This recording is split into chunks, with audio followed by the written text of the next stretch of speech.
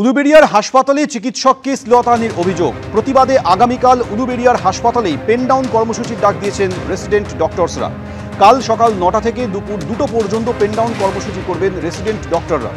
সুরক্ষার দায়িত্বে থাকা দুই নিরাপত্তা সংস্থাকে ইতিমধ্যে শোকজ করা হয়েছে।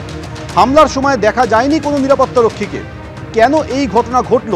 ৩ দিনের মধ্যে দুই সংস্থাকে রিপোর্ট দিতে বলা হয়েছে। চিকিৎসক নিগ্রহের ঘটনায় রিপোর্ট তলব করেছে স্বাস্থ্য দপ্তর। ওয়ার্ডেই খুন ধর্ষণের হুমকির অভিযোগ করেন মহিলা চিকিৎসক। হোমগার্ড সহ ৩ জনকে গ্রেফতার করা হয়।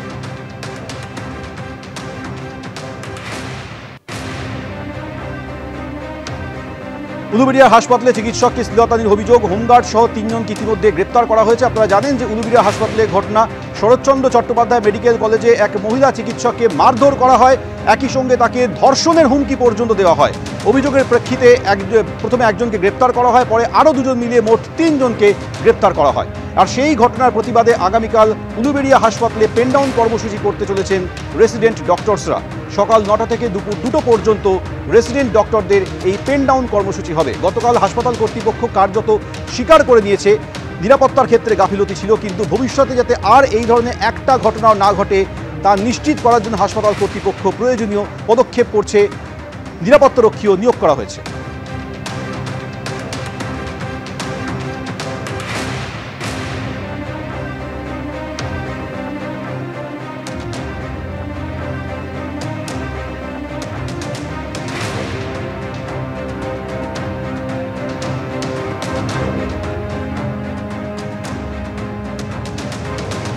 দেখো, রঞ্জিত কর্মকার, যার নাম এই মুহূর্তে 30% বার্ন ইঞ্জুরি অবস্থাতে তিনি আরজি কর হাসপাতালে ভর্তি রয়েছেন। ঠিক কী ঘটনা ঘটেছিল? দক্ষিণ দমদমের বেদিয়াপাড়া, ঠিক যেখানে আমরা দাঁড়িয়ে রয়েছি এখানে তার বাড়ি, ঠিক যে ঘটনাস্থলের আমরা দাঁড়িয়ে রয়েছি এখানে আজকে ভোর ৫টার সময় এলাকারই একটি পুজোর ভাসান দিয়ে বা নিরঞ্জন দিয়ে তিনি বাড়িতে ফিরেছিলেন। বাড়িতে ঢোকার আগে যখন এই এলাকাতে তিনি পায়চারি করছিলেন, সেই সময় অভিযোগ যে আরও একটি দলবল কিছু যুবক তারা আরও একটি ভাসান থেকে যখন ফিরছিলেন, তখন ঠিক এই সময় এই জায়গাটাতে তাদের স্কুটি থেকে পেট্রোল বার করে সেই ব্যক্তির গায়ে তারা ছিটিয়ে দেন, ব্যাক সাইড অর্থাৎ পিঠের দিকের অংশে ছিটিয়ে দেন এবং তারপরে তাকে আগুন জ্বালিয়ে দেওয়া হয়। গোটা বিষয়টি যেটা বলা হচ্ছে যে রসিকতার ছলে করা হয়েছে, কিন্তু এখানেই উঠছে প্রশ্ন যে রসিকতার ছলে কিভাবে কেউ কারোর গায়ে পেট্রোল ঢেলে এভাবে জ্বালিয়ে দেওয়া যায়। এক্ষেত্রে ভয়ঙ্কর ঘটনা ঘটতে পারত। আপাতত 30% ইঞ্জুরি অবস্থাতে নিয়ে, বার্ন ইঞ্জুরি নিয়ে আরজি কর হাসপাতালে ভর্তি রয়েছে। ইতিমধ্যে নাগেরবাজার থানাতে কমপ্লেন করা হয়েছে, কিন্তু যারা অভিযুক্ত তারা কিন্তু কেউ গ্রেফতার হয়নি। এবং যাদের বিরুদ্ধে মূলত অভিযোগ তারা এই 11 নম্বর ওয়ার্ডে অর্থাৎ দক্ষিণ দমদম পুরসভার 11 নম্বর ওয়ার্ডের কাউন্সিলরের অনুগামী বলেই কিন্তু যেটা জানা যাচ্ছে। যদিও কাউন্সিলর কিছুক্ষণ আগে এখানে এসেছিলেন, তাকে এই বিষয়ে পরিষ্কার করে তাকে পরিষ্কার এই বিষয়ে জিজ্ঞাসা করা হলে তিনি কিন্তু পরিষ্কার জানান যে এই পাড়ার প্রত্যেকেই তার অনুগামী হয়, কিন্তু ঘটনাটি যেটা ঘটেছে পুরোটা রসিকতা করে। কিন্তু প্রশ্ন একই জায়গায় থাকছে, যিনি আহত হয়েছেন তার জামাইবাবু এই মুহূর্তে রয়েছেন। আপনি তো ছিলেন, কি ঘটেছিল একটু সংক্ষেপে বলতে আজকে ভোর ৫টার সময় তখন কলোনির লোক সবাই প্রায় ঘুমাচ্ছে, সব অনেক রাতে ভাসান হয়েছে।